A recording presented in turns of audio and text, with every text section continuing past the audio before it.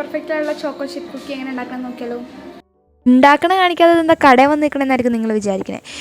ഇവിടെ എവിടെ ഈ ചോക്കോ ചിപ്പ് നോക്കിയിട്ട് കിട്ടണില്ലായിരുന്നു. 5 കട കയറി, എന്നിട്ട് ലാസ്റ്റാണ് കിട്ടിയത്.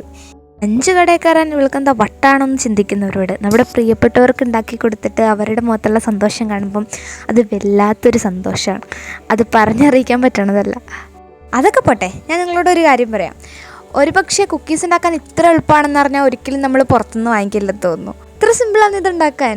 1 കപ്പ് റൂം ടെമ്പറേച്ചറിലുള്ള ബട്ടർ ഒരു ബൗളിലേക്ക് ചേർത്ത് കൊടുക്കാം. എന്നിട്ട് 3/4 കപ്പ് ബ്രൗൺ ഷുഗറും 1/4 കപ്പ് പൊടിച്ച പഞ്ചസാരയും കൂടെ ചേർത്തിട്ട് നല്ലപോലെ മിക്സ് ചെയ്യണം. എന്നിട്ട് ബീറ്റ് ചെയ്യണം. ഇതിലേക്ക് ഒരു വലിയ മുട്ട ഒഴിച്ചിട്ട് 1 മിനിറ്റ് മീഡിയം സ്പീഡിലിട്ട് ബീറ്റ് ചെയ്യണം. എന്നിട്ട് 1 ടീസ്പൂൺ വാനില എസൻസും കൂടെ ഒഴിച്ചിട്ട് 2 മിനിറ്റ് മീഡിയം സ്പീഡിലിട്ട് നല്ലപോലെ ബീറ്റ് ചെയ്തെടുക്കണം.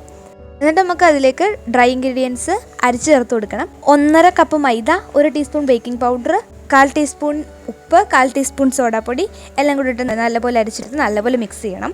എന്നിട്ട് അതിലേക്ക് 1/2 കപ്പ് ടു 3/4 കപ്പ് ചോക്കോ ചിപ്സും കൂടി ചേർത്തിട്ട് നല്ലപോലെ മിക്സ് ചെയ്യാം. എന്നിട്ട് 1 സ്പൂണിൽ ഇച്ചിരി എടുക്കുക.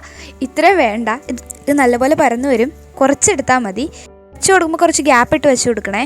ഇത് 170 ഡിഗ്രിയിൽ പ്രീ ഹീറ്റ് ചെയ്ത ഓവനിലേക്ക് കയറ്റി വെക്കാം. 13 മിനിറ്റ് മാത്രം ബേക്ക് ചെയ്താൽ മതി. നല്ല ക്രിസ്പി ആയിട്ടുള്ള ചോക്കോ ചിപ്പ് കുക്കീസ് റെഡി ആയിട്ട് കിട്ടും.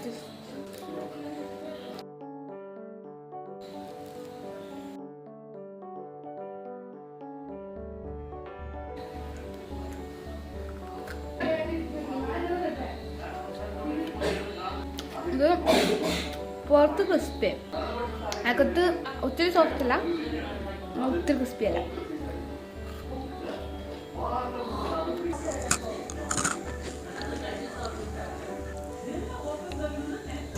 പെർഫെക്റ്റ്. കുറച്ച് വലുതായിപ്പോയി, അതെന്നെ പരന്ന് വന്നു ഗൈസ്.